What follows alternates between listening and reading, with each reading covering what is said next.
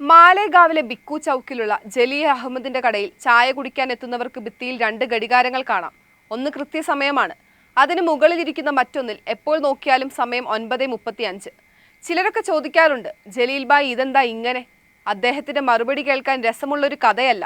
പക്ഷെ ചോരമണക്കുന്ന മറുപടി പറഞ്ഞു തീരുവോളം കേൾവിക്കാരൻ മുകളിലെ ഘടികാരത്തിലേക്ക് നോക്കിയിരിക്കും, കയ്യിലെ ചായയുടെ ചൂട് മറന്ന്.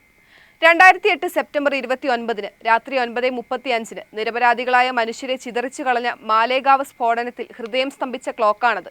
ജലീൽ പ്രിയപ്പെട്ടൊരു മൃതദേഹത്തെ എന്ന പോലെ ഇന്നും അതിനെ തൂത്തുതുടച്ച് സൂക്ഷിക്കുകയാണ്.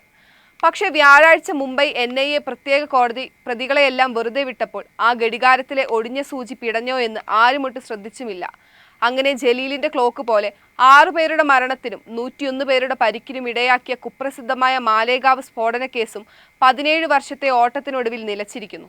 ഗാന്ധി ഘാതകൻ ഗോഡ്സെയെ ദേശസ്നേഹിയെന്ന് ചിത്രീകരിച്ച ഹിന്ദുത്വയുടെ മുഖമായി അറിയപ്പെടുന്ന സന്യാസിനി വേഷധാരിയായ പ്രജ്ഞാ സിംഗ് ഠാക്കൂർ ഉൾപ്പെടെ 7 പ്രതികളെയാണ് കോടതി വെറുതെ വിട്ടത്. പക്ഷെ വിധിയോടൊപ്പം മുംബൈ NIA പ്രത്യേക കോടതി ജഡ്ജി AK ലഹോട്ടി ഇതുകൂടി പറഞ്ഞു: കേസ് അന്വേഷണത്തിൽ NIAക്ക് പാളിച്ചയുണ്ടായി. തെളിവ് സമർപ്പിക്കുന്നതിൽ പ്രോസിക്യൂഷൻ പരാജയപ്പെട്ടു. സംശയത്തിന്റെ ആനുകൂല്യത്തിനു പ്രതികൾ അർഹരാണ്. ശിക്ഷിക്കാൻ മതിയായ വിശ്വാസയോഗ്യവും ശക്തമായ തെളിവുകളും ഇല്ലാത്തതിനാൽ കേവലം ധാരണകളുടെ അടിസ്ഥാനത്തിൽ ആരെയും കുറ്റക്കാരെന്ന് വിധിക്കാനാവില്ല.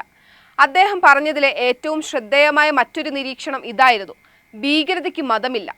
ഈ രാജ്യത്തെ മറ്റൊരു പാകിസ്ഥാൻ ആക്കും വിധം ഇതര മതവിദ്വേഷത്തിലേക്കും അക്രമത്തിലേക്കും ഹിംസയിലേക്കും തള്ളിവിടുന്ന എല്ലാ മതഭ്രാന്തരെയും കരുതിയിരിക്കാനുള്ള മുന്നറിയിപ്പായി ഇത് മുഖവിലക്കെടുക്കാവുന്നതാണ്. ഭീകരതയ്ക്ക് മതമില്ല. പ്രജ്ഞാ സിംഗിനെ കൂടാതെ retired lieutenant colonel Prasad Purohit, retired major Ramesh Upadhyay, Ajay Rahirkar, Sudhakar Chaturvedi, Sudhakar Dwivedi, Sameer Kulkarni എന്നിവരെയാണ് വെറുതെ വിട്ടത്. വിധി അറിഞ്ഞയുടനെ പൂനെയിൽ പ്രസാദ് പുരോഹിത്തിന്റെ വീട്ടിനു മുന്നിൽ ഹിന്ദുത്വ സംഘടനയായ പതിത് പവൻ പടക്കം പൊട്ടിച്ച് ആഘോഷിച്ചു. ഇനി പുരോഹിത്തിന് സ്വീകരണവുമുണ്ട്.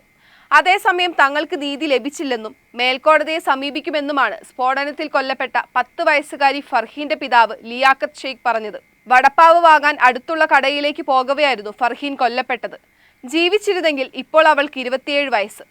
2006 189 പേർ കൊല്ലപ്പെട്ട മുംബൈ ട്രെയിൻ സ്ഫോടന പരമ്പരാ കേസിൽ ബോംബെ ഹൈക്കോടതി 12 പ്രതികളെയും വിട്ടയച്ചത് ജൂലൈ 21 പക്ഷേ മഹാരാഷ്ട്ര സർക്കാർ നൽകിയ അപ്പീലിൽ വിധി സുപ്രീം കോടതി സ്റ്റേ ചെയ്തു. പക്ഷെ മാലേഗാവിൽ ഫർഹീന് നീതി കിട്ടുമോ എന്നറിയില്ല. മഹാരാഷ്ട്ര ഭീകരവിരുദ്ധ സേനയിലെ ഹേമന്ത് കർക്കറയുടെ നേതൃത്വത്തിലുള്ള ഭീകരവിരുദ്ധ സേനയാണ് ആദ്യം മാലേഗാവ് കേസ് അന്വേഷിച്ചത്. 2 മാസത്തിനു ശേഷം നടന്ന മുംബൈ ഭീകരാക്രമണത്തിനിടെ അദ്ദേഹം കൊല്ലപ്പെട്ടു. കേസിൽ ഭീകരവിരുദ്ധ സേന കുറ്റപത്രം നൽകി. ഹിന്ദു തീവ്രവാദ സംഘടനയായ അഭിനവ് ഭാരത് എന്ന സംഘടനയാണ് പിന്നിലെന്ന് അവർ കണ്ടെത്തി. എന്നാൽ UPA സർക്കാർ കേന്ദ്രത്തിലും കോൺഗ്രസ് NCP സർക്കാർ സംസ്ഥാനത്തും അധികാരത്തിലുണ്ടായിരുന്ന 2011 NIA കേസ് ഏറ്റെടുത്തു. പക്ഷെ 2016 NIA കുറ്റപത്രം സമർപ്പിച്ചപ്പോൾ കേന്ദ്രത്തിലും സംസ്ഥാനത്തും BJP നേതൃത്വത്തിലുള്ള NDA സർക്കാരായിരുന്നു. ആ കുറ്റപത്രത്തിൽ പ്രജ്ഞാ സിംഗിനെതിരെ ശക്തമായ തെളിവില്ലെന്ന് NIA ചൂണ്ടിക്കാട്ടി. BJP ഭരണത്തിൽ കേസ് വഴിമാറി തുടങ്ങിയെന്ന് ഇരകളും പബ്ലിക് പ്രോസിക്യൂട്ടറും ആരോപിച്ചു. ഹിന്ദുത്വവാദികൾ പ്രതിയായ കേസുകൾ NIA ദുർബലമാക്കുകയാണെന്നും നിലപാട് മയപ്പെടുത്താൻ തനിക്ക് നിർദ്ദേശം ലഭിച്ചെന്നും ചൂണ്ടിക്കാട്ടി special public prosecutor Rohini salient രാജിവെച്ചു. ഇതിനെതിരെ കോടതിയലക്ഷ്യ കേസുമായി ഒരാൾ കോടതിയെ സമീപിച്ചപ്പോൾ ഇടപെടാൻ ശ്രമിച്ച NIA ഉദ്യോഗസ്ഥരുടെ പേര് സാലിയൻ സത്യവാങ്മൂലത്തിൽ പരാമർശിച്ചു. 2018 വിചാരണ തുടങ്ങിയതോടെ 323 സാക്ഷികളിൽ 37 പേർ പ്രതികൾക്ക് അനുകൂലമായി കൂറുമാറി.